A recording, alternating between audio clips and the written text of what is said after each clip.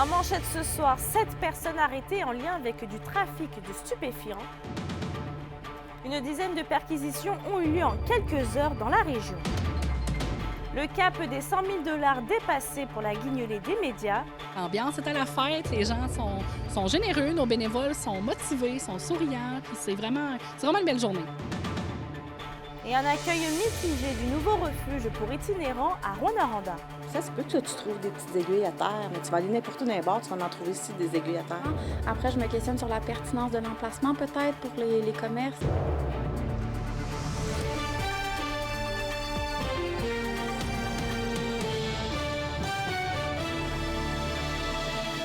En début de soirée, les enquêteurs de la division des enquêtes sur les crimes majeurs ont procédé hier à 7 perquisitions en matière de stupéfiants à différentes adresses de Rouyn-Noranda, notamment sur la 8e rue. 3 hommes âgés entre 45 ans et 57 ans et une femme âgée de 43 ans ont été arrêtés puis remis en liberté en attente de leur éventuelle comparution où des accusations devraient être normalement déposées. Cette opération a permis de saisir près de 75 grammes de cocaïne, une quarantaine de comprimés de médicaments sous ordonnance, quelques comprimés de méthamphétamine, une arme de chasse et plus de 17 000 $ en argent canadien.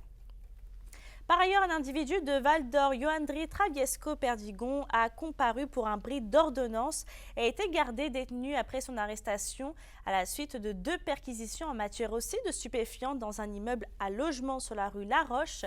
Et outre cet homme, la SQ a aussi mis sous les verrous un présumé trafiquant et une complice, tous les 2 libérés pour la suite des procédures.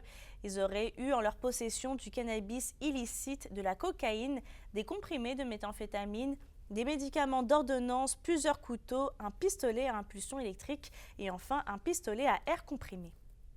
Hier a été vraiment une grosse journée occupée pour les enquêteurs et les policiers là, de la Sûreté du Québec dans notre région. En ce qui concerne là, les perquisitions à Rouyn-Noranda, on parle ici là, d'une trentaine de policiers là, qui ont pris part à ces perquisitions. On parle ici également là, du service d'identité judiciaire, puis le groupe tactique d'intervention. Toute personne qui est témoin ou qui a de l'information en lien avec le trafic de stupéfiants là, peut appeler de façon anonyme là, à la centrale d'information criminelle là, de la Sûreté du Québec. Et on reste dans les faits divers puisque la Sûreté du Québec et Contrôle routier Québec appellent les conducteurs de poids lourds à la prudence après 2 accidents mortels qui sont survenus il y a quelques jours sur la route 113. Mardi, une dizaine de camions remorques ont fait l'objet d'une opération spéciale près du kilomètre 130 à Lebel-sur-Quévillon. Les agents ont émis 2 constats d'infraction pour des vitesses excessives, 1 pour chargement hors norme, 3 avis pour des inspections mécaniques et un constat pour un mauvais rapport d'activité au journal de bord du conducteur.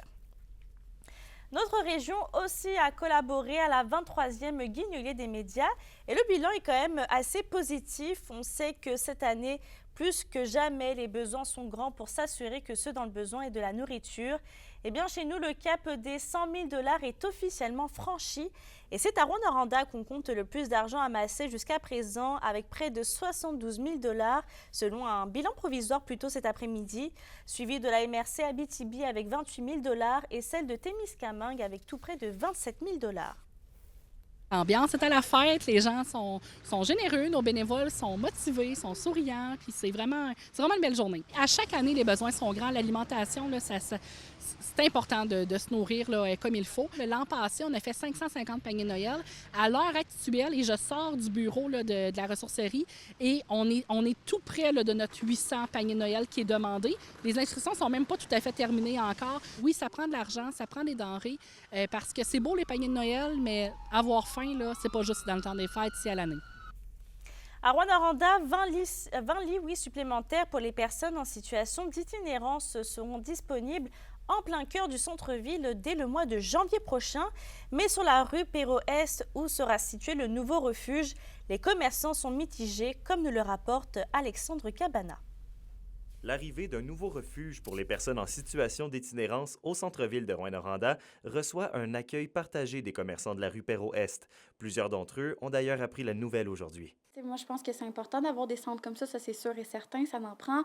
Après, je me questionne sur la pertinence de l'emplacement peut-être pour les commerces au centre-ville. Moi, j'habite à Val-d'Or, puis on l'a vu déjà, à Val-d'Or, la situation d'itinérance est très prenante. Les gens déjà avaient commencé à avoir peur d'aller au centre-ville, donc on voyait que ça affectait les commerces. Le fait que ça soit vraiment centralisé, je pense que c'est important. Oui, on va vivre des défis, sûrement, là, c'est pas noir ou blanc, mais moi, ça me fait plaisir, ça m'inquiète pas, au contraire. Après ça, c'est beaucoup d'éducation populaire, beaucoup d'éducation sociale à faire. Je m'inquiète pas. Si mes clients viennent pas à la barbaque parce que ça les dérange, je suis très surprise. Je connais un petit peu ma clientèle, puis je ne crois pas. Si ça dérange, je pense qu'on a un grave problème de société, là, selon moi. Là, c'est des choses. On devrait tellement être ouvert à ça. Il faut être humain, tout simplement. Tu sais, c'est juste pour coucher là, qui sont là. Puis tu sais, tu vas rencontrer un gars qui est sa grosse boisson, il peut être aussi dangereux qu'un itinérant. Là. Moi, là-dessus, j'ai comme...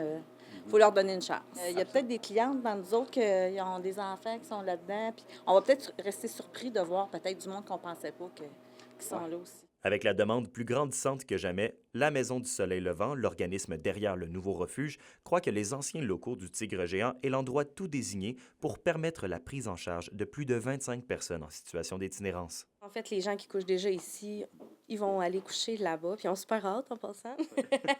Mais tout le monde aussi, ça va être la porte d'entrée de la Maison du Soleil Levant. Fait que dans le fond, c'est un concept. On veut les abriter. On est vraiment au premier degré des besoins, là. En octobre 2022, on avait 15 places. On a monté à 26. Là. Aujourd'hui, on est à 35 personnes qui couchent ici. Fait que c'est sûr que ça s'en va en augmentant. À tous les mois, là, on voit que c'est des demandes constantes, puis c'est des nouvelles personnes, des nouvelles demandes. Fait que c'est quand même inquiétant. La mairesse de Rouyn-Noranda, Diane Dallaire, supporte l'organisme dans l'expansion de ses services d'hébergement au centre-ville. Ça respecte tous les règlements, le zonage et tout. Alors, et on salue vraiment tout le travail qui est fait par la Maison du Soleil Levant et de tous les acteurs impliqués. Puis c'est une réalité qui nous frappe. Bien que le service d'urgence soit principalement axé sur l'offre de lits et de refuges, la Maison du Soleil Levant confirme qu'elle travaille présentement sur un service d'accompagnement de jour, un service qui n'est toujours pas offert à Rouyn-Noranda. Une annonce en ce sens devrait d'ailleurs avoir lieu dans les prochains jours. Alexandre Cabana, RNC Nouvelles, à Rouyn-Noranda. Et on reste à Rouyn-Noranda puisque la clinique Jeunesse, qui offre notamment des services en santé sexuelle, a célébré ses 20 ans d'existence hier soir. Et en 2 décennies, il y a eu environ 20 000 visites à la clinique. Pour cette occasion, Kimberly, le 6 de l'Abitibi-Témiscamingue, a même dressé son bilan. Avec une vingtaine d'intervenants présents pour souligner l'événement, le bilan est très positif depuis son ouverture. C'est unanime, la clinique jeunesse est un service essentiel pour les jeunes de 12 à 24 ans de la région. Et au fil des années, Mélissa, ces personnes peuvent entre autres obtenir des conseils sur la contraception, de l'aide psychosociale, même des tests de grossesse et des tests de dépistage pour les infections transmises sexuellement. De plus, cette aide est offerte gratuitement, sans jugement et avec discrétion, ce qui explique en partie le succès de cette clinique puisqu'une grande confiance est établie dès le départ. Donc, voici mon reportage à ce sujet. Une offre de service qui dure depuis 20 ans, qui a une stabilité depuis 20 ans, c'est vraiment à souligner. C'est un moment fébrile parce que c'est un service auquel on tient vraiment beaucoup. Rouyn-Noranda, on est la seule MRC qui a une clinique jeunesse comme ça. En 2003, une seule infirmière œuvrait à la clinique jeunesse de Rouyn-Noranda. Et durant l'année, il y a eu près de 390 consultations. Aujourd'hui, ce chiffre a presque doublé avec environ 640 consultations par année selon les données du CISAT. Ces jours-ci, la clinique jeunesse accueille 30 adolescents et jeunes adultes par jour avec désormais 3 infirmières sur place. L'une des raisons de ce succès, selon l'organisation, est que la plage horaire reste la même. On peut dire qu'on répond vraiment beaucoup aux jeunes. On sait que les jeunes, souvent, c'est ici et maintenant, ils ont un besoin. C'est sûr qu'on n'est pas ouvert toute la semaine, mais ça fait tellement depuis toujours que c'est les mercredis de midi à 20h que les jeunes le savent. Selon Annie Boissonneau, l'une des infirmières en poste depuis 10 ans, les questions et les besoins des jeunes ont toujours été semblables au fil des années. Les 2 grands sujets chauds de la clinique jeunesse, c'est vraiment le dépistage des infections transmissibles sexuellement et la contraception. C'est sûr que quand on parle des jeunes, on parle vraiment de la chlamydia, qui est notre grande championne, vraiment. C'est la clientèle la plus propice pour cette infection-là, effectivement. Même si en général, il y a beaucoup de consultations, le roulement se passe plutôt bien au quotidien. On prend le jeune quand il arrive à tour de rôle. Donc, si c'est ma collègue qui est occupée, c'est moi qui vais le prendre et vice-versa. Fait que c'est chacun comme notre tour. On est habitués. Ça fait quand même plusieurs années qu'on travaille ensemble, les infirmières. On se connaît bien. On est rendu une belle grande famille. Donc, on fonctionne puis on soupe si on a le temps. Fait que ça se peut qu'on n'ait pas le temps de souper, puis ça se peut qu'à 20 h que je reste pour terminer des notes parce qu'il y a eu trop de jeunes qui se sont présentés. Avec le succès de la clinique jeunesse à Rouyn-Noranda, est-ce que d'autres cliniques sans rendez-vous de ce genre pourraient voir le jour dans la région? La PDG du CISAT, Caroline Roy, croit que c'est possible. Actuellement, je vous dirais que c'est embryonnaire, mais évidemment, c'est une majorité de jeunes de Rouyn-Noranda. Mais après 20 ans, le bouche à oreille, la connaissance entre les jeunes, même à travers la région, fait en sorte que les jeunes peuvent se déplacer. Kimberly Hall, RNC Nouvelles, Rouyn-Noranda. Vos réponses à la question du jour TVA, une présentation de la clinique infirmière Nord-Ouest partout dans la région. Notre équipe peut vous recevoir pour un bilan de santé, une infection, le suivi de maladies chroniques et bien plus. Contactez-nous pour plus d'informations ou visitez notre site web. Et à la question du jour, on vous demandait est-ce qu'il y a assez de ressources en matière de santé sexuelle dans la région? Vous avez répondu oui à 53%.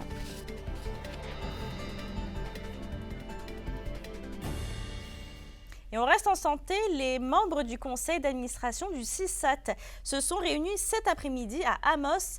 Et d'après les dernières données, plus de 75 000 visites aux urgences ont été enregistrées depuis le 1er avril de cette année.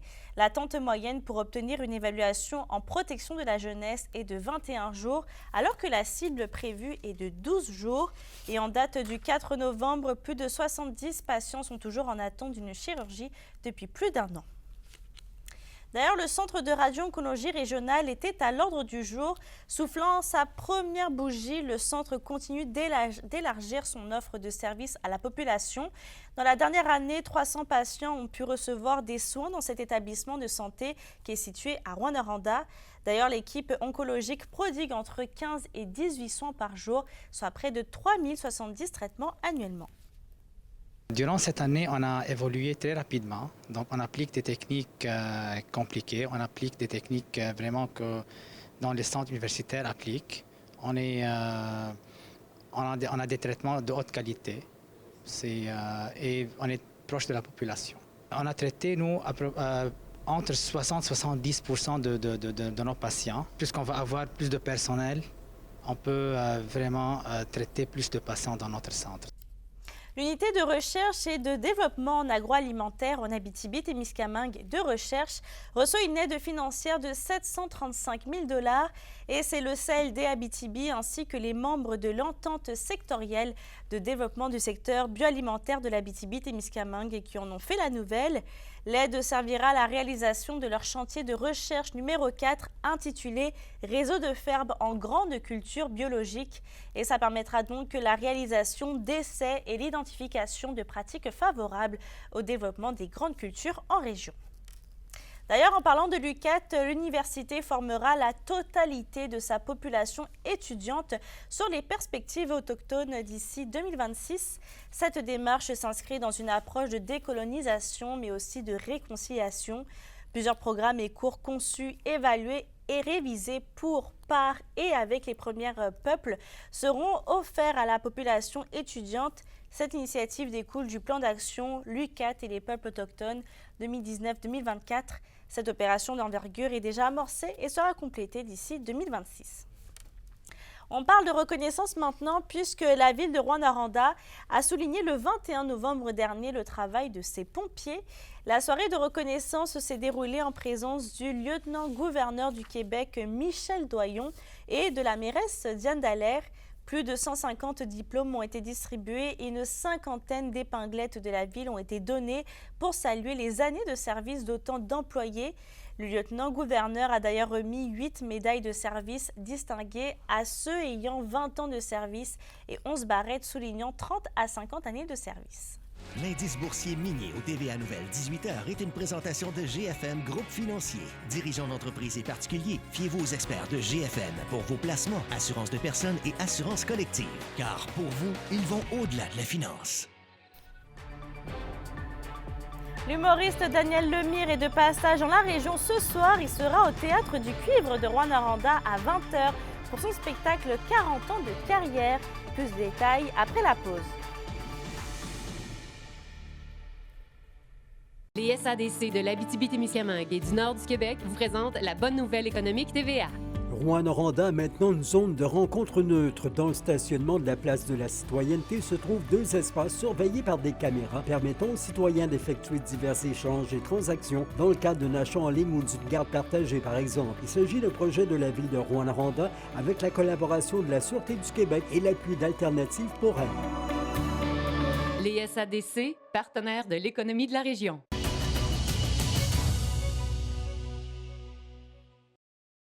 La chronique culturelle vous est présentée par Bruno et Jasmin Leclerc, denturologistes. Des cliniques à la fine pointe de la technologie pour vous servir à La Sarre et à Amos.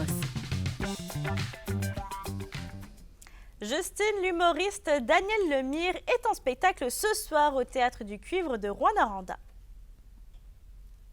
40 ans de carrière, c'est ce que célèbre Daniel Lemire ce soir dans son spectacle au Théâtre du Cuivre. Attendez-vous à revoir ces fameux personnages iconiques comme Maurice, l'ex-fumeur, Oncle Georges qui est devenu influenceur et plusieurs autres. Daniel Lemire adapte vraiment son humour à ses personnages à l'actualité. Il y en a pour tous les genres, tous les âges dans ce spectacle. Si vous voulez rire ce soir en fêtant les 40 ans de carrière de Daniel Lemire, vous êtes chanceux parce qu'il reste des billets au ticketaccès.net pour le voir ce soir au Théâtre du Cuivre. Voici un petit aperçu de ce qui vous attend ce soir. Ben écoute, je fais quand même une bonne tournée d'actualité. Et les personnages reviennent, tu sais, ça c'est sûr. Il y a Ronnie, mon personnage de Maurice, le fumeur, qui est encore ses nerfs. Là. Parce que c'est assez étonnant à quel point, depuis peut-être 2-3 ans, le fil se touche, là, tu sais, puis manque de patience. Puis je donne un exemple. Je dis, l'autre soir, j'étais au restaurant avec ma blonde, puis à l'autre table, il y a un gars qui s'est mis à gueuler le serveur parce qu'il disait que le vin n'était pas bon, mais c'était un restaurant, apportez votre vin. Fait que là, ça déclenche le rire, puis ça aide à décompresser un peu. Puis là, on rentre dans le numéro, mais c'est aussi absurde que ça, pareil, à certaines occasions. T'sais. Et Justine, il n'y a pas que Daniel Lemire en spectacle ce soir dans la région, puisqu'il y a aussi Scott Pienne-Picard à Val-d'Or. Oui, Scott Pienne-Picard, qui est un musicien autochtone originaire de la Côte-Nord. La musique et la langue Innu le passionnent. Il a un réel talent pour la composition et pour l'écriture dans sa langue traditionnelle. Il vient nous présenter ce soir son spectacle à la salle Félix Leclerc à Val-d'Or. Je vous rappelle qu'il a gagné le Talent bleu du Québec à l'émission la semaine des 4 juillet. Fait que si vous voulez le voir en spectacle, c'est ce soir que ça se passe à Val-d'Or. Il présente un spectacle folk entraînant, puis il vous invite à découvrir la richesse de la culture Innu. Et si ça vous tente d'aller le voir, il reste encore des billets sur le site web. Fait que je vous invite fortement à y aller parce que Scott Pienne-Picard, c'est une découverte que vous tenez à faire. Mes chansons en Innu, tu sais, dans ma langue maternelle, puis c'est ça, c'est pas mal pop, rock, puis dansant, émotif, puis ça parle... Je vais parler un peu entre les chansons de quoi ça parle, tu sais, puis pour que le monde comprenne un peu de quoi je veux parler. C'est important pour moi, c'est une fierté de se promener autour au Québec puis de chanter dans ma langue. C'est une fierté pour moi, c'est une fierté de jeunesse. Ça. Fait que de chanter dans ma langue, ça me rend fier. L'équipe pré-novice de patinage synchronisé du Blizzard à Val-d'Or a remporté la médaille d'or lors d'une compétition à Saint-Hubert cette fin de semaine. On vous dit tout après la pause.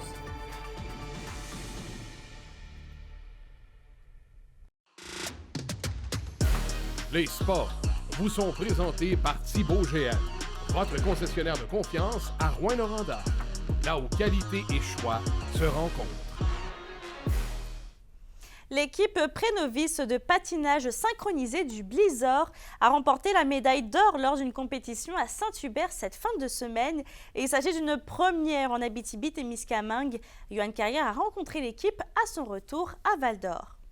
C'est avec la première médaille d'or de l'histoire de la région en patinage synchronisé que l'équipe Prénovis Blizzard est revenue de Saint-Hubert plus tôt cette semaine, un résultat que l'entraîneuse Marianne Gagnon-Bourget et les patineuses elles-mêmes attribuent à l'attitude et à la cohésion de l'équipe. On est parti avec aucune attente, puis là, leur dynamisme s'est vu sur la glace. Elles ont du plaisir, elles et ils ont du plaisir à patiner. Puis je pense que c'est ce qui a été remarqué autant par les juges que le public là-bas. On a un très bel esprit d'équipe, on s'entraide. Fait que rendu à la place qu'on va, c'est vraiment une belle ambiance. On est full heureuse, full contente, puis on a vraiment l'esprit d'équipe. Fait que c'est vraiment très agréable. L'équipe est composée de 12 filles et un garçon de 11 à 17 ans, dont la majorité s'entraîne ensemble depuis 7 ans. Ce sont donc plusieurs heures de travail qui ont été récompensées la fin de semaine dernière. On était toutes full joyeuses, on était full explosives, heureuses, puis on pleurait toutes en même temps quand on a su la grande nouvelle. C'était l'énervement, l'apogée, on était en pleurs, on était contents. On était contents aussi pour les autres équipes parce que, tu sais, c'est un sport d'équipe, mais il y a beaucoup de camaraderie aussi entre les équipes, donc c'est autant sur la scène provinciale. L'équipe Prénovis Blizzard sera de retour en compétition les 10 et 11 février prochains à Laval. Malgré la pression qui vient avec leur médaille d'or, les patineuses valdoriennes vont pouvoir profiter de l'expérience supplémentaire, elles qui ne voyagent habituellement qu'une seule fois dans l'année. On va travailler les éléments qu'on a moins bien réussi en fin de semaine, puis on va essayer de réussir eux autres qu'on a bien réussi pour avoir une meilleure note, puis essayer de garder notre première position. Marianne Gagnon-Bourget estime que la popularité du patinage synchronisé est affectée par le fait qu'il ne fasse pas partie du programme olympique, et ce, même s'il allie le patinage et la natation artistique, deux sports qu'ils sont. Elle espère donc que la performance de son équipe aidera au moins à en accroître la popularité dans la région. Yoann Carrière, RNC Nouvelles, Val-d'Or. Et on reste au sport, oui, parce que le défi Ski Le Camp est de retour pour une 19e édition au Mont-Vidéo. Le camp Abitibi-Témiscamingue lance sa prochaine édition avec la présentation d'une nouvelle image de marque, soit un logo et la nouvelle identité visuelle du défi ski. Le camp Abitibi-Témiscamingue invite la population à s'inscrire au Mont-Vidéo pour son défi du samedi 23 mars 2024. Et depuis la première édition en 2006, plus de 10 millions ont été amassés par plus de 27 000 participants afin de soutenir les enfants atteints de cancer et leurs familles. La météo, une présentation de Nicole Auto de la Sarre. Avec la plus grande variété de camions en région, Nicole Auto de la Sarre, capitale régionale du pick-up. Et à la météo, Justine, on a de la neige et de la pluie pour les prochains jours. Effectivement, Mélissa, va falloir sortir nos habits de neige, mais aussi nos parapluies dans les prochains jours. Pour ce soir et cette nuit, on s'attend à de la neige ou de la bruine verglaçante intermittente dans la région et des nuages en plus en Abitibi.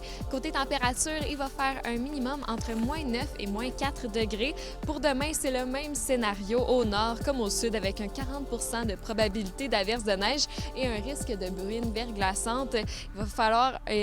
Il devrait faire un maximum de moins 1 degré. Il faudra être prudent dans la nuit du vendredi à samedi parce que les surfaces pourraient devenir très glacées et glissantes. Et pour samedi, c'est bien des averses avec un maximum entre 4 et 6 degrés sur tous les secteurs. On a des chances que la neige fonde en fin de semaine, mais soyez très prudents sur les routes. Effectivement. Merci, Justine. Et je termine avec Québec qui attribue 10 000 $ au tournoi Chris Senior de hockey et de ballon-ballet qui a lieu à Val-d'Or jusqu'au 10 décembre. Bonne soirée, à demain.